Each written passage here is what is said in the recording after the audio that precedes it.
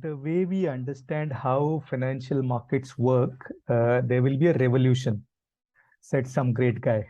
But very few people really understand how the markets work, how the money gets created, how it gets destroyed.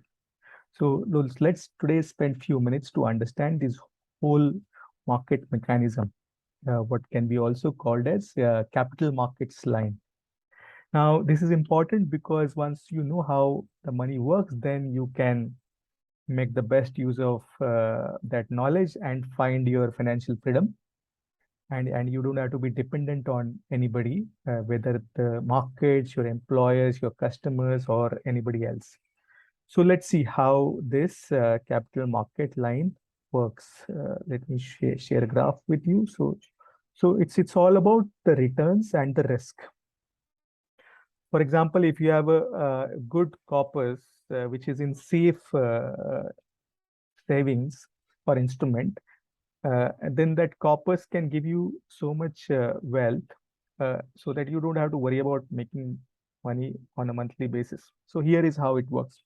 So it starts with money market. Basically, if you give money to the government, like you buy, say, government bonds, it is supposed to be the safest. So you will earn 4% on it, but it's short term, maybe for a year or two or even lesser. If you say, tell the government, I'll give you money for a little long term, then the risk goes up and you ask more return from the government. So the 5-year treasury bonds, you ask like 5%. Now, these numbers are symbolic, but they are important. They can go up and down a little, but that's how it is. If you say, I'll give you money for a little longer, for say 10-year period, I'll save in the government bond, then the expectation is around 6% return. Now, if you give the money to the corporates, which are high grade corporates, corporate bonds, then you say, no, you are not as safe as government, so you have to give me more returns. So that is like 7%. Then you buy equity. Say if you buy large cap companies in the S&P 500, which is like similar to Nifty 50 or BSC Sensex, then you say, I'm taking more risk, so I should get at least 10% return. If you buy risky bonds, risky corporate bonds, then they are even more risky. So then you say, I should get at least 12% return. Then you get into the small cap stocks, which are again more risky. So you say, because I'm taking more risk, I need to have higher return. So you expect like 13 to 15%. You get into real estate, which is very illiquid. Plus, there are a lot of execution risks. So you say, I'm taking much more risk and it's fairly long term. So I should get maybe a 15% return. If you get into private equity and the companies that are not listed, where there are not many disclosures, where you buy those companies using a lot of bank monies, and you say, I should get at least 25% return because this is very high risk. And then if you get into early stage companies through venture capital, so you expect that because out of those 20, if you call 20 companies you invest in, maybe 15 will fail, so 5 will survive and they should give you the required return. So you say, I should get at least 30% return. So the idea is the risk, as the risk goes up, your expected returns go up because you need to be compensated for that risk. Now, why is this important? One is you know what is the risk associated with each of these uh, financial instruments. So you have to make sure that you are getting the required returns and you appreciate the risk, right? It is there's a very foolish saying that high risk, high returns. That's true, but it's not always guaranteed. But this is how the world has always worked. So you can position yourself across this capital markets line and buy some low risk investments, but returns will be lower. Buy some high risk investments, but then you have to make sure that you get high return. Otherwise, the risk you take will not be justified. It is not guaranteed that just because it's high risk, you will get the uh, high returns. No, that is not true. These are the expected returns.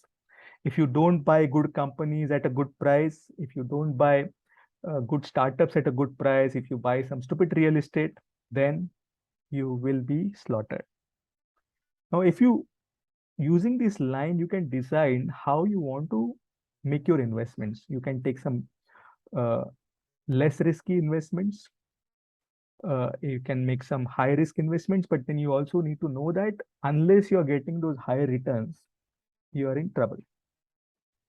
Now, when I have been investing for my family, so I make sure that some of my for my next 3 to 5 years, I have some money invested in this low risk categories, because even if something goes wrong, I can use this money to and that period to recover and then bounce back in life. Then I also make these high some of these high risk investments, but I know that things can go wrong, and I can't expect these things to work out in the short period, say within say 5 years, right? So my long term investments are for more than 3 to 5 years, and I have accounted for failure. Even if some of those investments don't work out the way I have expected, I'm still okay because I have diversified my risk. I've also invested in some startups where I'm expecting the highest returns, but even if they don't happen, I'm not going to kill myself. Even if the stock market where I've invested, even if that market crashes in the short term, I won't be worried. I won't be killing myself again. You need to design your portfolio in such a way that your risk and returns are well taken care, and whatever you do doesn't affect your sleep at night. And also, um, you can benefit from this great thing called capitalism. Most of the people are just buying things without really understanding how this whole risk return thing works. And then they are either getting stuck like Abhimanyu in the Chakravyuha, or they're getting very suboptimal returns through bank deposits or through government bonds or even through some pension schemes. Or many times even they're investing, but it when it comes for the payday, it never happens because they're stuck with stupid startups and bad real estate. So it's very important to think through this so that your family is well taken care of. You can maintain your financial freedom, and so that you can do amazing things in life which you always wanted to do and you have been doing. Thank you. Hope this was useful, and have an amazing life.